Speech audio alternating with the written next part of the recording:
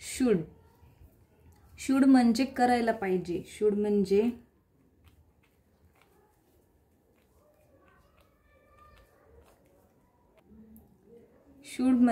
करायला पाहिजे. SHOULD इथे यल जरी असेल ना तरी ते सायलेंट असतं प्रोनाउन्स करताना, तर याला काय म्हणायचं? शुड. शुड म्हणजे काय? करायला पाहिजे. एखादी गोष्ट करायला पाहिजे तेव्हा आपण शुड हे यूज करत असतो. पण शुड सोबत आपल्याला V1 घ्यायचं असतं आणि बाकीचं रिमेनिंग पार्ट ऑफ सेंटेन्स असतो याच्यामध्ये. तर हे लक्षात ठेवायचं की याच्यामध्ये शुड सोबत नेहमी काय असतं? तर V1 असतं. You should do exercise regularly. तू व्यायाम नियमितपणे करायला पाहिजे. रेग्युलरली म्हणून नियमित करायला पाहिजे. तुम्ही किंवा तू दोन्ही पण इथं आपण म्हणू शकतो. इथं तुम्ही म्हणूयात आपण. तुम्ही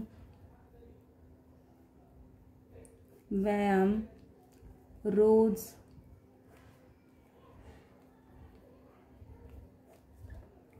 करायला पाहिजे.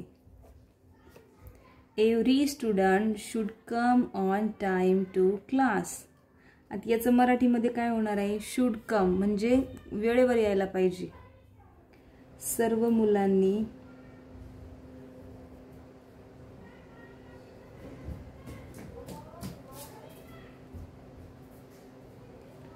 शाळेत वेळेवर यायला पाहिजे. शी should feel well now.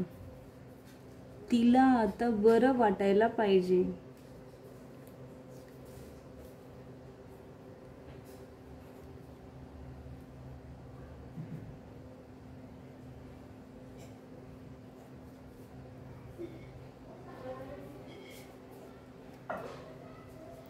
You should take lots of efforts for exam. You should take lots of efforts for exam. म्हणजे तू एक्झामसाठी जास्त प्रयत्न करायला पाहिजे किंवा परिश्रम घ्यायला पाहिजे. आपण ट्राय म्हणजे प्रयत्न करणं म्हणतो, पण एफर्ट्स म्हणजे जास्त परिश्रम घेणे किंवा जास्त स्टडी करणे आपण असं म्हणू शकतो. तू परीक्षेसाठी जास्त परिश्रम घ्यायला पाहिजे. परिश्रम म्हणजे काम करणे वगैरे नाही, पण वेगवेगळ्या पद्धतीने अभ्यास करणे किंवा वेगळा आपल्याला लक्षात कसं राहतंय, जे येत नाही ते कसं सॉल्व्ह करायचं ते, त्याला म्हणायचं परिश्रम. तू परीक्षेसाठी जास्त परिश्रम घ्यायला पाहिजे.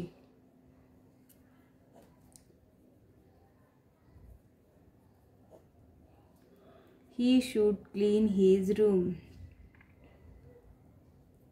त्याने रूम स्वच्छ करायला पाहिजे.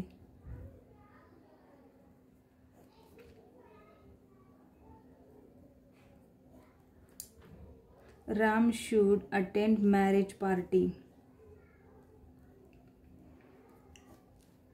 रामने लग्नाची पार्टी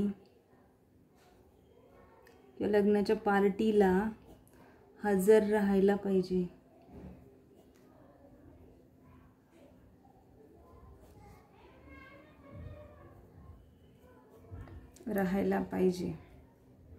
आपण स्वच्छ पाणी प्यायला पाहिजे. आता हे कसं म्हणणार बरं आपण? आता वी शुड